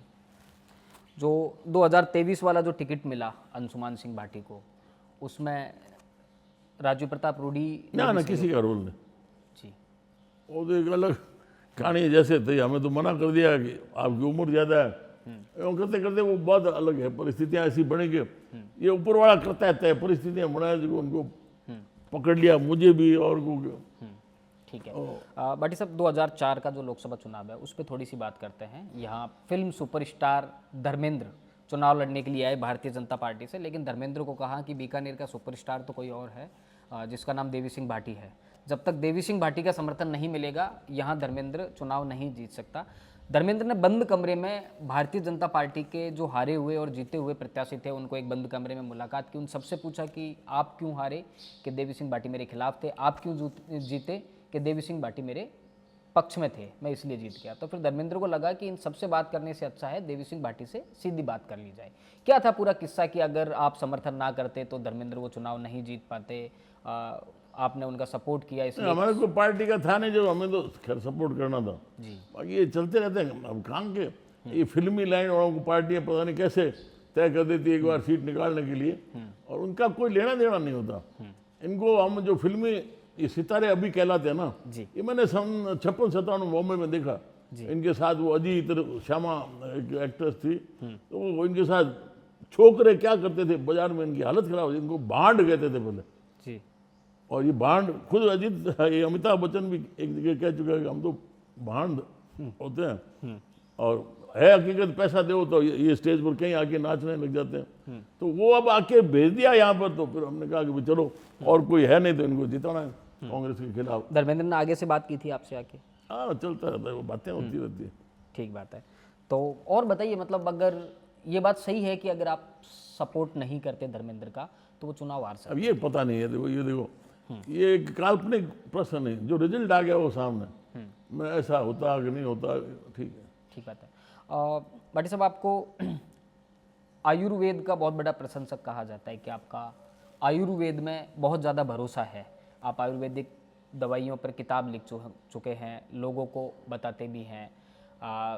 एक आपके राजनीतिक शिष्य कहूँ या फिर जिनको आपने तैयार किया, डॉक्टर विश्वनाथ मेघवाल, उनका और आपका एक मूवमेंट था कि आप पीबीएम हॉस्पिटल के बाहर बैठकर आयुर्वेदिक दवाइयाँ बांट रहे थे, जो प्रिंस विजय सिंह हॉस्पिटल है, और जो एलोपैथी के डॉक्टर हैं डॉक्टर विश्वनाथ मेघवाल, वो आपके साथ साथ लगे हुए थे और वो भी आयुर्वेद के फायदे ना बता रहे थे। वो इसमें खैर साथ नहीं थे, वैसे वो हमारे साथ थे।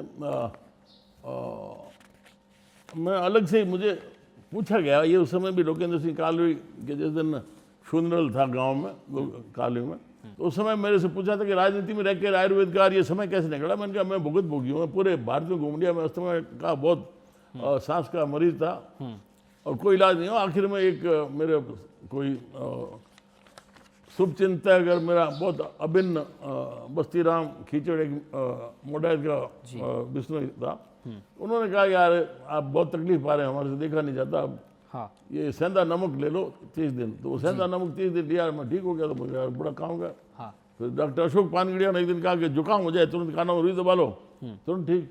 फिर देखते देखते मन गया अरे तो बहुत कारगर है।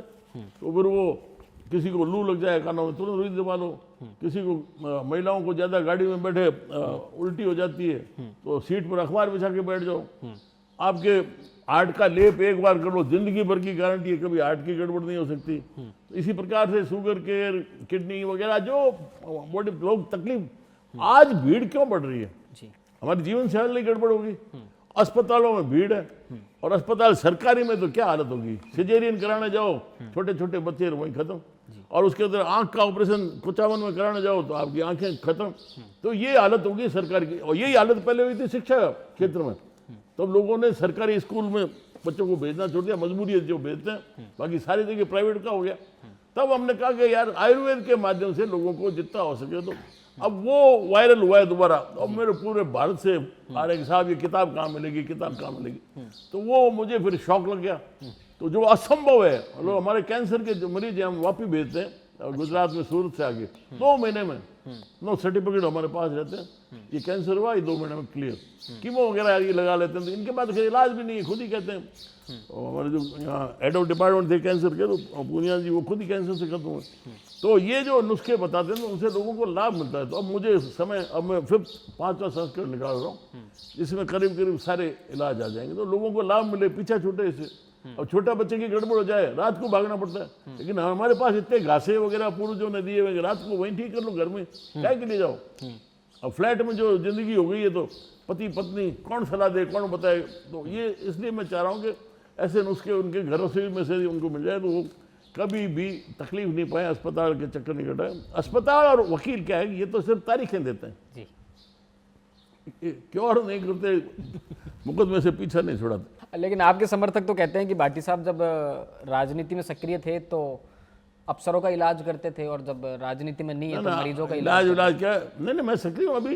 अच्छा, मेरी जितना अभी यहाँ जितना भी पानी का संकट हो जाए, बिजली का संकट हो, मैं धरने पर मैं बैठता हूँ। गौचर का अगर है तो गौचर कब्जे हो रही है, कौन हमारी टीम में लगे रहते हैं। इलेक्ट्रल पॉलिटिक्स में नहीं हो अभी आप?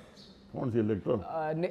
चुनाव इलेक्शन नहीं लड़ा आपने? नहीं, इलेक्शन की जरूरत होगी लड़ लेंगे, कोई मना ही है क्या? जी, मुझे नहीं लड़ना, लड़ूंगा तो कोई मना ही नहीं है। और वही उससे ज़्यादा मैं अभी गौचर के लिए लग रहा हूँ। हम चाह रहे हैं कि ये जो एक बैकडोर से एंट्री राजस्थान सरकार में की है अधिकारियों के कहने से, बाकी आप ओरण अवाप्त नहीं कर सकते। आप तालाब, उसका कैचमेंट, नदी, उसका पेटा जो रिकॉर्ड में है आपने, अब रिकॉर्डेड में गौचर है, लेकिन आप जनहित में उसमें से जमीन अवाप्त करके, और वहाँ के और एक ने पेट्रोल पंप के लिए जनहित में वहाँ से, तो वो हम चाह रहे हैं कि भाई भजन लाल जी से हमें अपेक्षा है, मिले भी हैं कि भाई हमारा ये सरे नथानारायण गौचर है जो 23,000 बीघों में गौचर है बीकानेर शहर के अंदर, ये तो इसको गौ अभ्यारण्य घोषित कर दे। बाकी जितनी गौचर है इसमें ये प्रावधान कर दे जो रेवेन्यू लॉ में है कि जनहित में आप उसमें से आप करो। अब दूसरी जगह आप लेते हो ना, किसानों की ली सरकारी जमीन है जहाँ पर आपको रेल निकालनी है, सड़क निकालनी है, सिर्फ गौचर के पीछे क्यों पड़े हैं जी? और गौचर रह जाएगी तो हमारी संस्कृति, गाय वगैरह बचेगी। आज के उदाहरण ले लो आप, जेडीए बना जयपुर में, हाँ, किसी गांव में जेडीए के क्षेत्र में आप गौचर सुरक्षित सब समाप्त कर दी। तो जब आप पुरानी परंपराओं को खत्म करोगे, मरोगे प्यासे मर के। और ये जो स्टॉल फीडिंग से कोई थोड़ी आप गाय रख के कोई व्यापार भी रख कर या खाने के घर के लिए बड़ा नहीं कर सकता। तो ये एक हमारा एक जीरो बजटिंग की व्यवस्था थी, शून्य खर्च आधारित अर्थव्यवस्था थी, जिसमें खेती हम अपने खुद के बीज हड़ मिलजुल के कर लेते, काटते पीटते ये सारा कर लेते, पशुधन गौचर में वरुण में चल के आ जाता, तो हमारा कोई खर्चा था ही नहीं।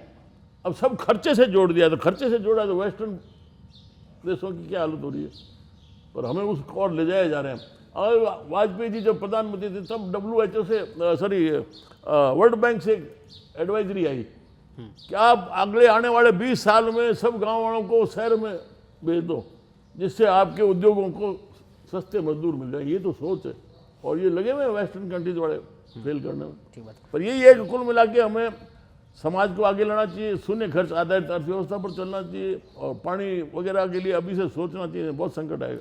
नहीं, यहाँ भी अभी हमने देखा जो आपका ये मधुबन फार्म हाउस है, यहाँ पे आप ऑर्गेनिक खेती करते हैं, ऑर्गेनिक मसाले हैं। अभी हमने यहाँ सुबह नाश्ता भी किया था, तो ऐसे लगा कि ये एकदम देसी मामला है। तो मधुबन के बारे में थोड़ा सा बताइए, क्या कौन कौन सी खेती आप करते हैं यहाँ पे? ना सारी खेती करते हैं। देखिए मुझे शौक है हरियाली का। मैं गंगानगर से लगा जब तो को हजारों पेड़ मैंने लगा दिए, और यहाँ भी आते ही मैंने सब चारों तरफ से सारे स्पेसीज के पेड़ लगाए, फ्रूट प्लांट लगाए, सब लगाए। ये शौक है मुझे, तो ये होना चाहिए। हरियाली भाई, आप गाड़ी खड़े कर रहे हो धूप के अंदर, आप ढूंढ रहे हो छाया कहाँ है, गाड़ी के लिए आप छाया ढूंढ रहे हो और पेड़ एक भी नहीं लगा रहे हो। ये कैसा आपका जीवन है यार। तो इसलिए हम चाहते हैं कि मैसेज जाए कि हरियाली तो आपके पास जगह कर लो, आप और नहीं है तो छत पर ही गमलों में ही कर लो हरियाली। पर नहीं, अब वो ऐसा हो गया तो तकलीफ आ रहा। जब मैं इनको शहरी जीवन में देखता हूँ, नारकीय जीवन जी रहे हैं, उनके नाले देखो, उनके सीवरेज बाहर पानी सड़कों पर चल रहा है आराम से, वो भी पानी आपके पाइपलाइन में से घुस के आपके आ रहा है पीला पीला पानी। अब क्या करे वहाँ, कोई फरियाद, कोई व्यवस्था नहीं, कोई इस व्यवस्था में सुनने वाला नहीं। अपनी व्यवस्था खुद कर लो तो ठीक है। ये व्यवस्था तो आप ही की, आप भारतीय जनता पार्टी के नेता हैं। अरे नहीं, नेता मैंने कहा ना, ये सिस्टम फेल है, डेमोक्रेटिक सेटअप। इसमें अब ब्रिटिश पैटर्न पर चल रहे हैं अभी तक अफसरशाही, उनकी कोई जवाबदेही तय नहीं होती भाई। वो भ्रष्टाचार में पकड़ा गया, गलत काम करते पकड़ा गया, 23 साल 20 साल तक आप चलाने की मंजूरी नहीं दे रहे हो। ये प्रमाणित हो गया कि ये कल्प्रिट है, तो इस व्यवस्था से हम उम्मीद रखें। बहुत बूढ़े लोग हैं, इसलिए अधिकारियों के खिलाफ कुछ नहीं हो सकता, और मोटे तौर पर हमारे नेताओं के खिलाफ भी कुछ नहीं। कोई जिसकी किस्मत खराब है वो चक्कर में फंस जाता है। बाकी तो अंदर बैठे राजनीति, चुनाव जीतते हैं, जेल के अंदर बैठ के चुनाव जीतते हैं। ये व्यवस्था है हमारी प्रजातंत्र की। एक और जरूरी सवाल रह गया, 2004 में आपने नगर परिषद के चुनावों में अपने प्रत्याशी उतारे थे, और फिर ये हुआ कि देवी सिंह भाटी जिधर जाएंगे उनका नगर सभापति बनेगा। आपने भारतीय जनता पार्टी को समर्थन दे दिया। ऐसी बात चलती है कि राजनाथ सिंह ने आपको फ़ोन किया था। राजनाथ सिंह राष्ट्रीय अध्यक्ष थे तब। जो अंदर की बातें बाहर नहीं करते, ये अंदर की बात है। कोई भी कुछ भी मानो, हम क्या बता दीजिए राज एक बातें जो हाँ नहीं कही जा सकती। अगर भाटी साहब बात, हमने चाह वो बनाया, उसमें कोई दिक्कत नहीं। फिर जिसने कोई बीच में कहा कि नहीं ये तो हमारे अपना बना दे, तो दूसरे दिन वाइस चेयरमैन हमने कांग्रेस का बना दिया। हम कोई एक खूंटे से बंधे हुए नहीं हैं। हमारी आस्था हस्तिनापुर से बंधी हुई है, सच्चाई के ऊपर रहना, और उस हिसाब से चलते हैं। आप कौन हैं हस्तिनापुर के, खुद को भीष्म पितामह? हाँ, कि भीष्म पितामह। अब ये चलता है। अब हालात सारे, किससे क्या उम्मीद रखना।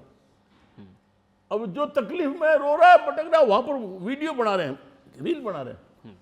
अरे साहिल के तमाशाई, वाह, अरे साहिल के तमाशाई, दरिया किनारे का वो तमाशाई, साहिल के तमाशाई हर डूबने वाले पर अफसोस तो करते हैं पर इमदाद नहीं करते। ये हालात है समाज में। ठीक बात। रील बनाओ और वो करो, उससे किसको क्या फायदा।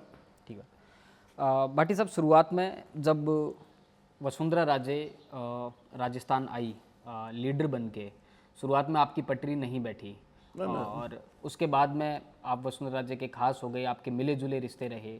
अभी वसुंधरा राजे आपके फार्म हाउस आके गई थी मधुबन, तो अभी कैसे रिश्ते हैं वसुंधरा राजे बड़े राजनीतिक निर्वासित जीवन में? सीधा कोई टकराव का मतलब नहीं भाई। मैं ये खुलेआम कहता हूँ, ज्यादातर जितने भी राजस्थान में राजा है ना, कोई मुकाबला नहीं कर सकता प्रशासनिक रूप से, सोच के हिसाब से, वित्तीय व्यवस्था देखना और ये सारे काम दिखाना, राज चलाना वसुंधरा जी कर सकती है। ये मैं चैलेंज है जी। अब और कोई राजा महाराजा बन जाए, ठीक है, MP बन गए, MLA बन गए, वो अलग बात है। तो वो फील्ड में रहती है, लोगों से सीधा जुड़ा हुआ, जानती है लोग क्या अपेक्षा करते हैं, आप कहाँ से आई हो, क्या आपकी माँ का रूप, कहाँ आपकी दादा पड़दादा, तो उनके दिमाग में उनसे टकराहट का सवाल ही नहीं। मेरे अब अशोक जी गहलोत से बहुत अच्छे संबंध हैं, सबसे मेरे संबंध रहते हैं। अभी हम 75वें वर्ष के लिए विधानसभा में इकट्ठे हुए, सारे हमारे पुराने मित्र अलग अलग पार्टियों के सब साथी वहाँ मिले। 101 वर्षीय पंडित रामकिशन जी वहाँ मिले, सारे दांत आंख सब कुछ सही, हाजमा सही, तंदूरी रोटी खाते हैं। तो सबसे मेरा मिलना जुलना है, कोई ऐसा नहीं विशेष कोई है। तो वसुंधरा जी से बहुत अच्छे संबंध हैं और नेताओं से भी अच्छे संबंध हैं। नहीं तो इस बार वापस से ऐसी उम्मीद लगाई जा रही थी, जो वसुंधरा जी के समर्थक थे 2023 में जो पार्टी को मैंडेट मिला कि वसुंधरा जी के अनुभव को देखते हुए, उनके कद को देखते हुए इन्हें वापस से मुख्यमंत्री बनाया जाएगा। कैसा लगा ये फैसला वसुंधरा जी ये को? क्या कि ये फैसले सब दिल्ली में होते हैं जी, आपसे मेरे से तो सलाह ली नहीं जाती, तो वहाँ अपने हिसाब से वो फैसले करता है। तो कैसा लगा आपको पार्टी का फैसला कि जो नहीं वो कर लगे, ऊपर से एक पर्ची वो आई? लगे तो मैं, मुझे कोई भी बात अच्छी लगे बुरी लगे, मैं कोई सड़क पर जाके बोलूंगा क्या? जो है फैसला वहाँ लोग करते हैं, वो बड़े कोई सोचते होंगे, और क्या सोच है हमें क्या पता कैसा सोच है। जी, मिले मुझे भी सब वहाँ पहली बार जोधपुर मुझे बुलाया गया, तो वहाँ सबके सामने जोधपुर दरबार थे, गवर्नर थे, बिना सिक्योरिटी चेकअप के मैं थोड़ा लेट हो गया था। अच्छा, मोदी जी जो नरेंद्र जी मोदी जब जोधपुर पधारे थे, हाँ, तो सीधा मैं बिना कोई आइडेंटिटी के पहुंच गया, और वहाँ मेरे दोनों हाथ पकड़ लिए मोदी जी ने। उन्होंने मुझे कहा आपको मैं टोकने वाला था, आप आ गए, अच्छा किया। मैं कहा हम कहाँ जाते हैं, हम तो बीजेपी पार्टी के। नहीं मैं आपको टोकने वाला था, आप आ गए, अच्छा किया। रिपीट किया दोबारा। तो किसी गांव वाले ने फोटो देखा, ये आपके दोनों हाथ कैसे पकड़ लिया? तो किसी से नजर ही नहीं मिला थे, हाथ ही नहीं मिला थे यहाँ तो मैंने कहा हमारे आपस के किस्से सुने हुए, गुजरात के मुख्यमंत्री थे। अच्छा बताइए ना, मोदी जी जब गुजरात के मुख्यमंत्री थे तो अरे नहीं कह दिया, ये क्या बात, डिटेल में नहीं जाते इसमें। थोड़ा सा अरे नहीं एक दो फिर बात अरे बता दोबारा दीजिए। फिर अभी नाड़ में फिर इकट्ठे हुए वैसे ही हुए, तो वो मेरे से बहुत प्रेम रखते हैं मोदी जी हाँ, और इसलिए भाई बात को तो बात कहनी पड़ेगी। कब से है आपका संबंध मोदी जी का और आपका? क्या कि सब चीज़ें आँख से नहीं देखी। ये फिल्मी स्टारों को किसने सामने देखा है? वो सारे स्क्रीन पर आकर हमारे चेहरे खास हो जाते हैं। तो ये हम एक दूसरे के सुनते रहते थे, वो भी राज में रहे, हम भी यहाँ थे एमएलए राज में। हमारे गुजराती भाई यहाँ आते हैं, हमारे राजस्थानी वहाँ जाते हैं, है ये चीज़ें मन से होती है। राजनाथ सिंह जी से भी वो बिल्कुल बिल्कुल राजनाथ सिंह जी इतना प्रेम रखते हैं। मेरे घर में जो भी दुख की घटनाएं हुई उन्होंने हमें संभाला, रोकता है, हम भी वहाँ जाके उनसे मिलते रहते हैं। सबसे अच्छा प्रेम है। एक दफ़े मिल गया। इतने मजबूत संबंध होने के बावजूद आप 10-15 साल लगातार बीजेपी में परेशान रहे। कोई मैं क्या के लिए परेशान थे? लोग परेशान रहते थे, सोचते थे कि क्या कर लेंगे, ये क्या हो गया।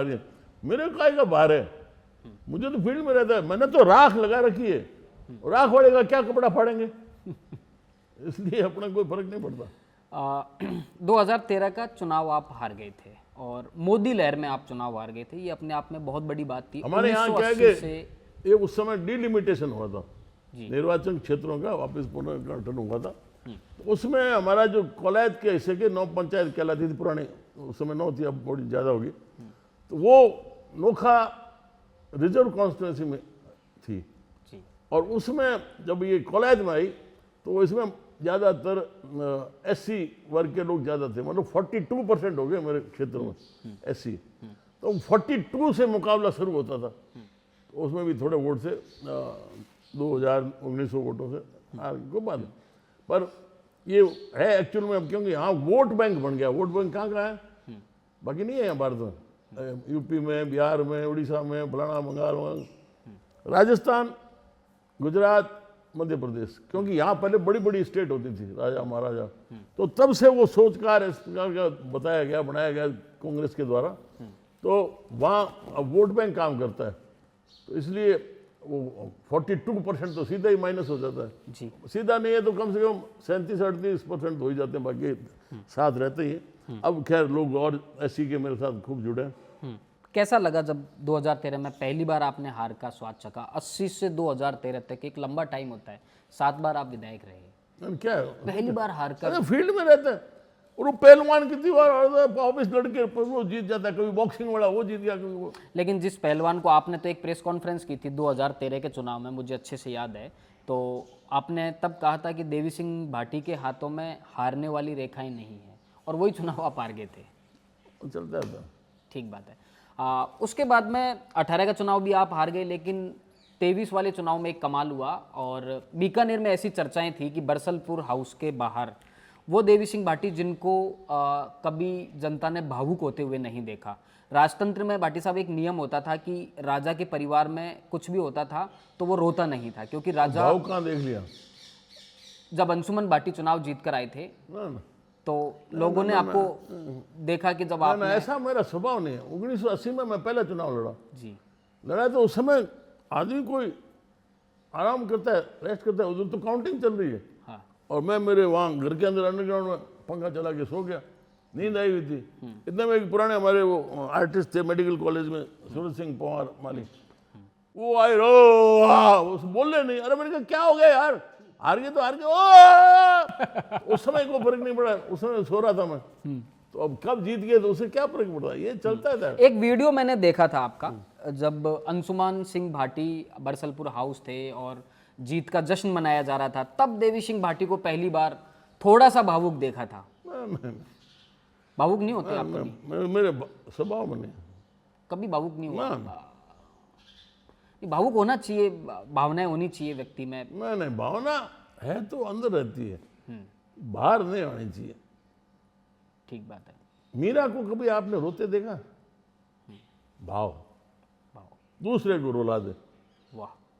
तो इसलिए बाहर तो अलग बात है, ये रोना, ये अब अभी तुरंत आप हंस लिए, फिर थोड़ी देर में सुस्त, ऐसा काम ही क्यों, मस्त रहो, जैसा है चलता रहेगा।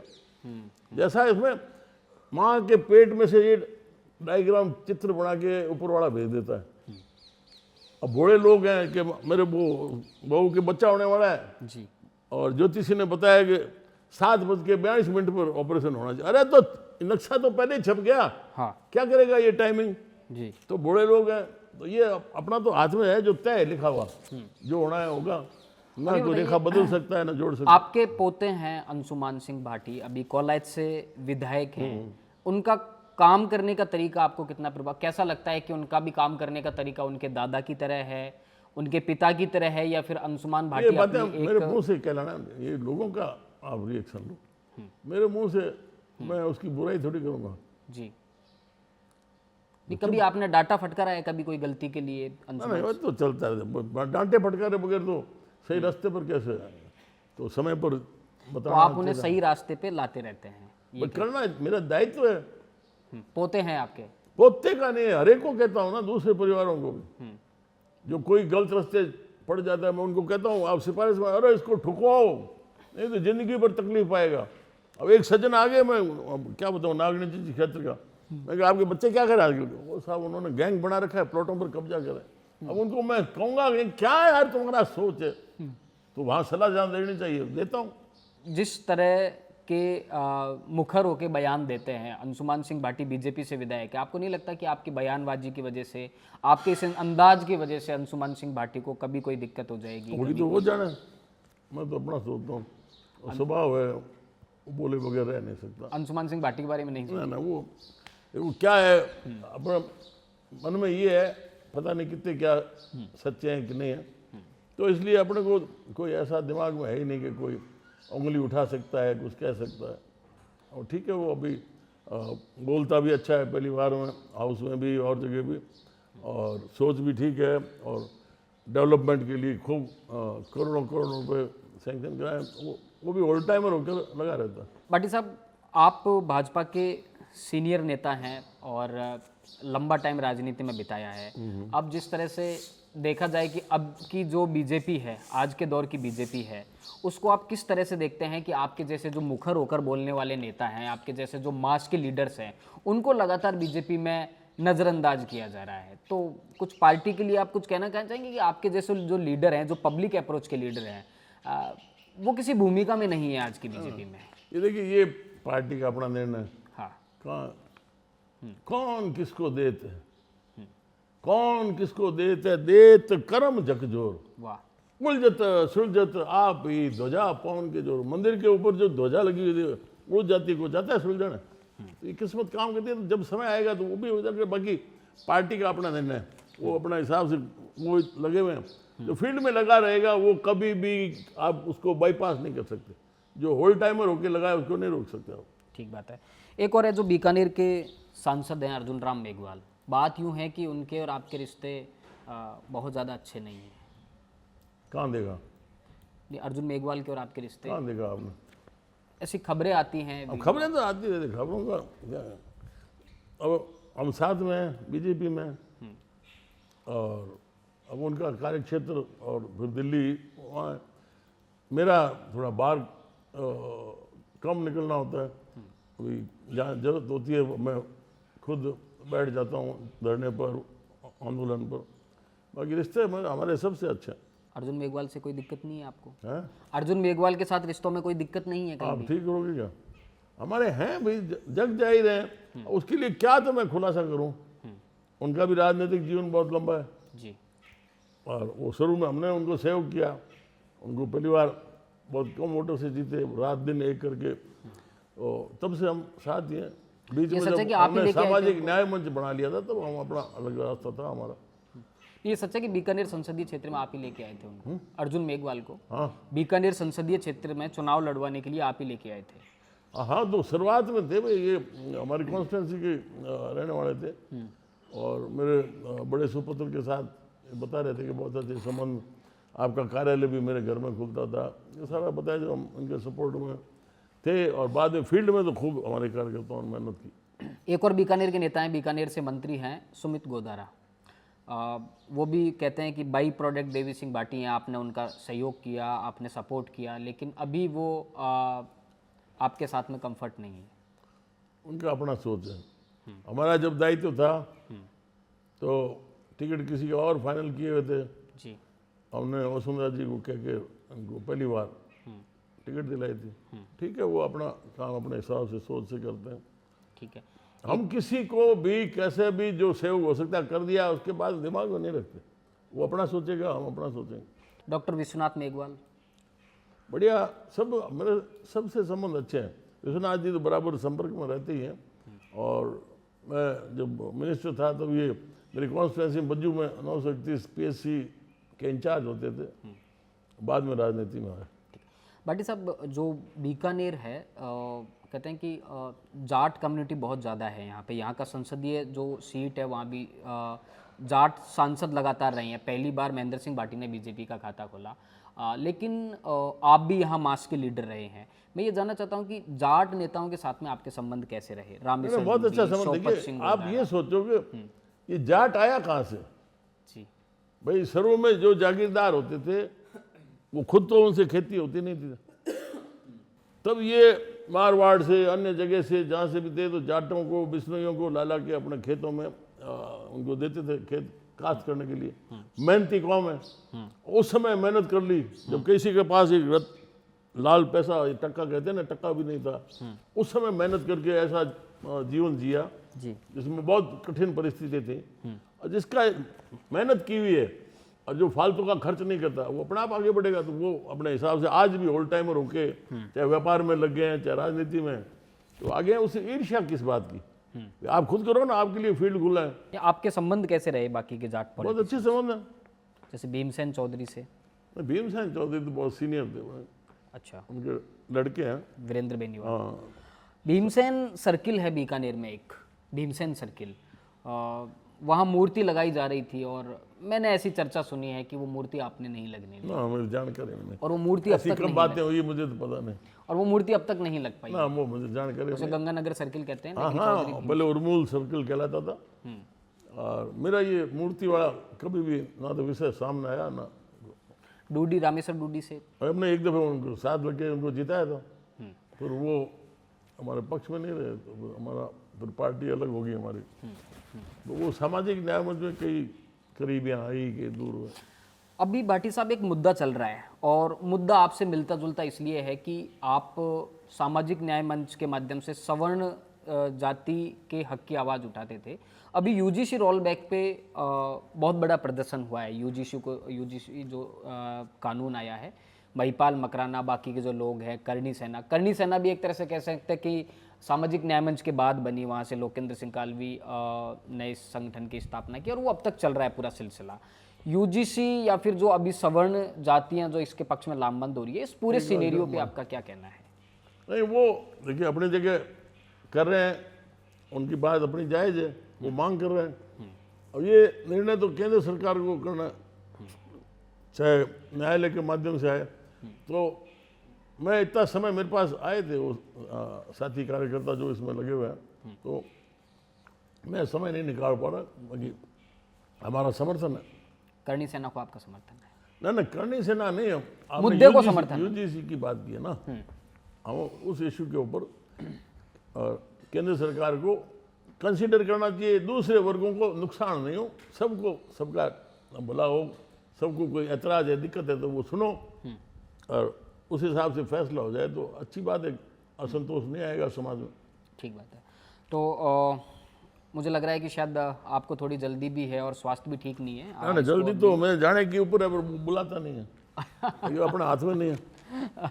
एक बार थोड़ा सा ये बता दीजिए कि आपने बहुत बड़े बड़े आंदोलन किए हैं। एक पथमेड़ा का आंदोलन था, एक जो बज्जू के पास में घरों में आग लग गई थी, उनको आपने अपने स्तर पर वापस से बनवाया, और भी गौशालाओं के लिए बड़ा आंदोलन किया। एक बार उसको अगर आप थोड़ा ब्रीफ कर पाएँ कि ये आंदोलन जब आप मंत्री थे, जब आप विधायक थे, ये तमाम आंदोलन आपने किए। मेरी जिंदगी सारी आंदोलनों से है जी। मेरे ख्याल से बहुत पहले हमारे मुरलीधर जी व्यास विधायक होते थे जी, खूब आंदोलन करते थे। हाँ, मानक चंद जी सुराना है, अन्य थे, पर हमने शुरू से ही आंदोलन का रास्ता अपनाया जी। तो तब से चलता रहता था सिलसिला। मानस भी ऐसा ही बन गया।